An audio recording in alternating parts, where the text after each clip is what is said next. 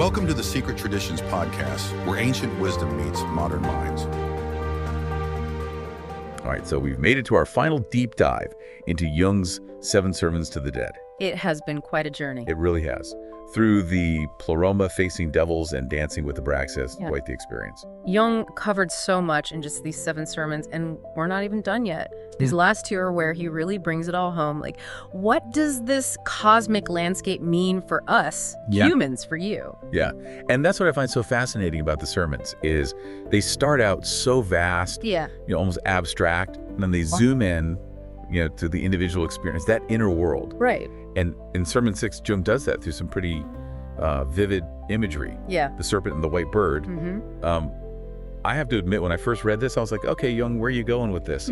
Well, he's never one to shy away from powerful symbols, is he? And these 2 are particularly potent. Think about it this way. They represent 2 fundamental drives within us, 2 paths. Our desires can take the serpent, as Jung describes it. It embodies our earthly desires that pull towards pleasure, material things, even what he calls bad company. Yeah, he doesn't sugarcoat it. No. He straight up calls it a prostitute consorting with demons. Right. Not exactly a flattering image. Not the most positive image. But then he throws this curveball and says it's still useful. Yeah. How can something so seemingly negative, so focused on these earthly desires, how can that be useful on a spiritual path? That's where Jung challenges our assumptions. He's saying that these earthly desires, these thought deseo, as he calls them, are part of being human. It's natural. It's like that pull towards, the extra slice of cake when you're trying to be healthy. Yeah. It's tempting, it's pleasurable in the moment, but it might not align with your deeper goals. It's not about denying those desires completely. It's more about understanding their role. Exactly. And Jung doesn't even see them as inherently bad.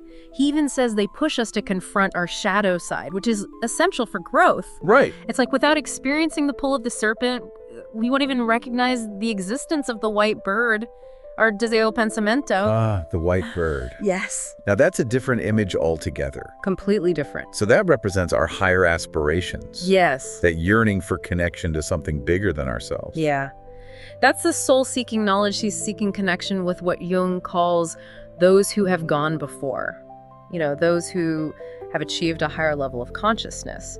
It's that part of us that longs for meaning, for purpose, for a glimpse of the divine. And it's interesting how he presents these 2 as, contrasting forces. Right. It's like the serpent is pulling us down to earth. Towards that material world, while the white bird is trying to lift us up towards the heavens. Right. A pretty clear image, I think, of the inner struggle we all face. Absolutely. It's that tension between our base desires and our yearning for something more. Right. And it's through navigating that tension, through understanding and integrating both the serpent and the white bird, that we move towards wholeness.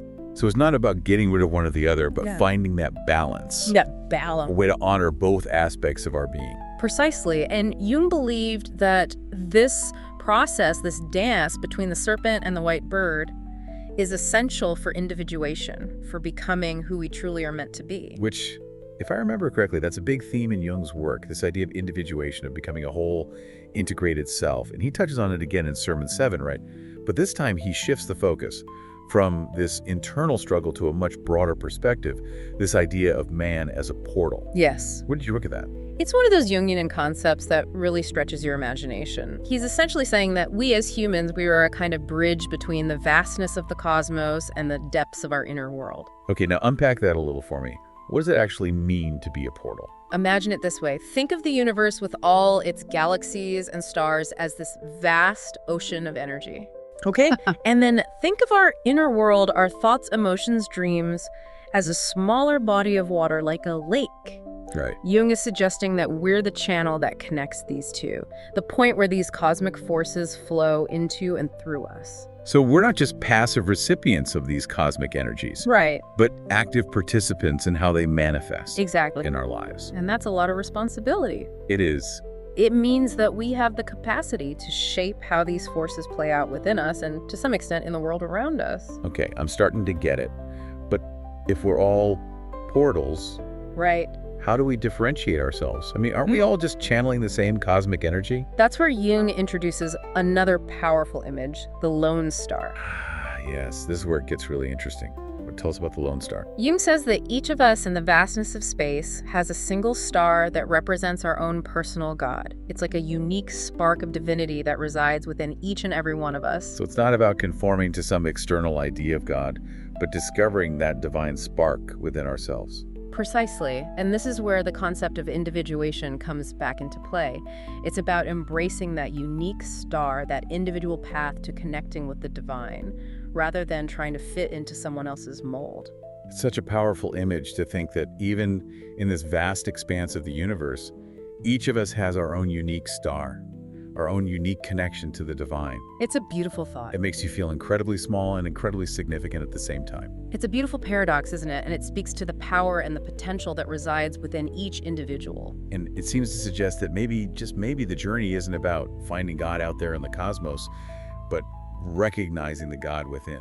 That's a beautiful way to put it, and that's precisely the kind of shift in perspective that Jung was trying to inspire with these sermons. Well, he's certainly given us a lot to think about, and this idea of the lone star of a personal God within has me wondering about the role of prayer if that connection is already within us. How does prayer fit into the picture? That's a great question, and it's one that Jung actually addresses in the sermons, and his answer might surprise you. I have a feeling it might. Let's dive into that in the next part of our deep dive. We'll explore Jung's unique take on prayer and how it connects to this idea of the lone star, our personal connection to the divine. We'll be right back. Welcome back. Before the break, we were talking about the lone star, that unique spark of divinity within each of us. It's a powerful image, and it raises a lot of questions, especially about how we relate to the divine, how we find that connection. Yeah, that image really stayed with me. And like I was saying before the break, it got me thinking about prayer. If that connection to the divine, to our own personal God, is already inside us, then what's the point of prayer? Right. Does it even make sense in this context? It's a question a lot of people have when they encounter this concept of the lone star. And what's fascinating is that Jung doesn't dismiss prayer. In fact, he advocates for it, but not in the traditional sense. Okay, so not the kneeling by the bedside kind of prayer. Not necessarily. Remember, Jung was all about challenging our assumptions, about pushing beyond the conventional ways of thinking. For him, prayer wasn't about begging for favors from some external deity or trying to change God's mind. Right. It was about something much deeper, something more internal. So what was Jung's take on prayer? What did he think it was actually doing? He saw it as a way to strengthen our connection to our inner star, to that source of wisdom and guidance that resides within each of us. It's like instead of reaching out to something outside ourselves, we're turning inward, tuning into that quiet inner voice. It's almost like a form of meditation then, a way to quiet the noise of the external world and listen to that deeper part of ourselves. Exactly. And Jung believed that this kind of prayer could be incredibly powerful, especially when we're feeling lost, confused, or overwhelmed by the spectacle of Abraxas, as he called it. Ah, yes, the spectacle of Abraxas. He mentioned that in Sermon 7, and it stuck with me ever since. It feels so relevant today with all the distractions and demands of modern life.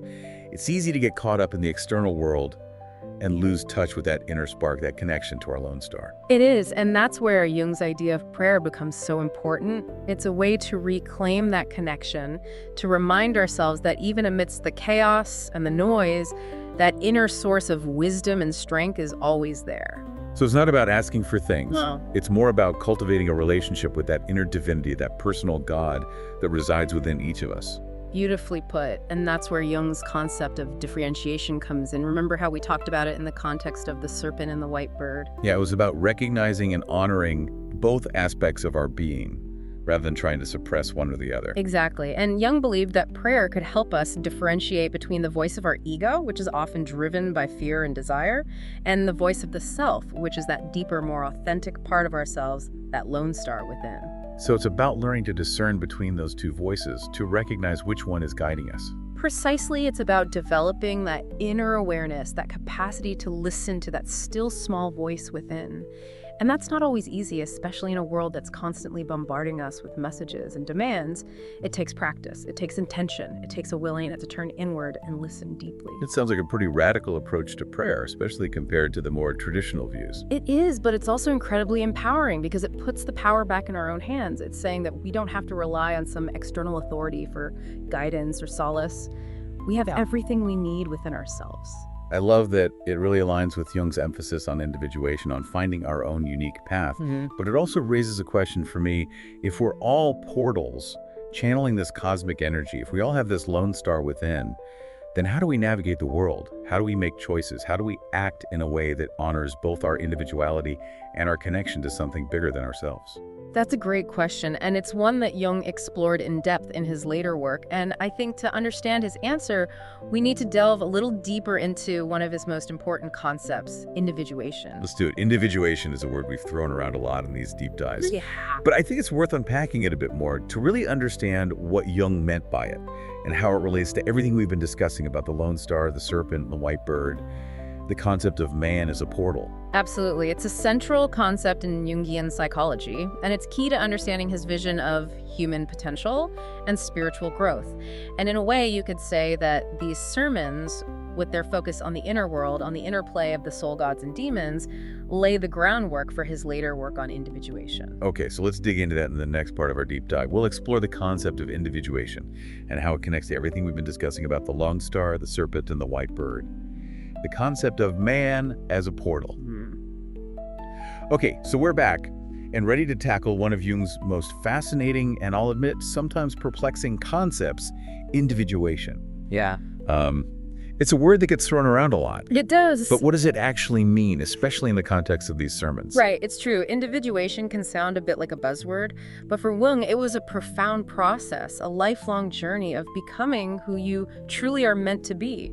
And it's not about ego or self-centeredness, it's about wholeness, about integrating all aspects of yourself, even the shadow parts, into a unified whole. So it ties back to that image of the serpent and the white bird. Yes. Recognizing and honoring both the earthly desires and the higher aspirations. Absolutely. Individuation isn't about denying those primal urges, those thought deseo that the serpent represents. It's about understanding them, integrating them into our consciousness so they don't control us from the shadows. And at the same time, we're cultivating those deseo pensamento, those aspirations symbolized by the white bird that pull us toward meaning and connection with something larger than ourselves. Exactly. It's like weaving those two threads together, creating a tapestry that reflects the fullness of our being. Yeah. And that includes our connection to the divine, to that lone star that represents our own personal God. Okay, I'm seeing how all these pieces are starting to fit together, but it still feels a bit abstract. Yeah. What does this process of individuation actually look like in everyday life? How do we know if we're on the right track? Well, there's no one-size-fits-all answer. Jung saw it as a unique journey for each individual, but he did offer some guideposts. Remember that idea of man as a portal? Yeah, the idea that we're a bridge between the vastness of the cosmos and our inner world. Right. Jung believed that a key part of individuation is becoming more conscious of that role, of how those cosmic energies flow through us and how our choices and actions shape those energies. So it's not just about inner work, about understanding our own psyche, Right. but also about how we engage with the world, how we express ourselves, how we contribute to something larger than ourselves. Exactly. It's about recognizing that we're not isolated individuals, but interconnected beings, part of a larger web of life. And as we become more aware of that interconnectedness, we start to see our actions, our choices in a new light. It makes you think twice about that old saying, it's all about me. Because if we're all portals, then what you do ripples outward, affecting the whole. That's a powerful way to put it, and it highlights the responsibility that comes with individuation. It's not just about self-discovery, it's about using that self-knowledge to make choices that are aligned with our deepest values, with our unique purpose, with that lone star that guides us. So it's about finding that sweet spot between honoring our individuality and recognizing our interconnectedness with the world around us. Beautifully put, and that's a lifelong journey, a constant process of self-discovery, of confronting our shadows, of integrating new experiences, of refining our understanding of who we are and what we're here to do. And it makes me think about something you said earlier about prayer being a way to connect with that inner source of wisdom, that lone star within, it sounds like prayer, in Jung's sense, becomes an essential tool on the path of individuation. It absolutely does. It's a way to check in with ourselves, to ask those deep questions, to listen for guidance from that deeper part of ourselves that knows what's true for us, what path is aligned with our soul's purpose. And it's not about getting answers handed to us on a silver platter, right? Right. It's about cultivating that inner awareness, that ability to discern between the voice of the ego and the voice of the self. Exactly. It's about developing that trust in our own inner compass, that lone star that guides us on our unique path. And that's where Jung's ideas resonate so strongly today. You know, as we wrap up this dive into the 7 sermons, it strikes me how relevant these ideas are in our modern world. Yeah. We're bombarded with messages about who we should be, what we should achieve, how we should look. It's easy to get lost in that external noise and lose touch with our own inner truth. It's true, but Jung's emphasis on individuation, on finding our own unique path and connection to the divine, offers a powerful antidote to that pressure to conform. It's a reminder that true fulfillment comes from aligning with our own inner compass, that lone star that guides us towards wholeness and authenticity. Yeah, it's a message that feels both timeless and urgently needed in our modern world. And it makes me think about that line from Sermon 7 where Jung says, "Nothing can separate man from his own God." If he can look away from the spectacle of Abraxas, it's a powerful reminder that even amidst the chaos and distractions, that connection to the divine, to our own inner truth, is always there waiting to be discovered. It is, and it's a reminder that the journey of individuation, of uncovering that inner truth, is a journey worth taking. It's a journey that leads us home to ourselves, to our own unique star in the vast constellation of being. This has been an incredible deep dive filled with so much wisdom and food for thought. I know I'll be pondering these ideas for a long time to come. Me too. And I hope that our listeners will be inspired to continue their own exploration of Jung's 7 sermons and to discover the profound insights they hold for each of us on our individual journeys of self-discovery. Until next time, keep exploring, keep questioning, and keep diving deep into the mysteries of the human psyche.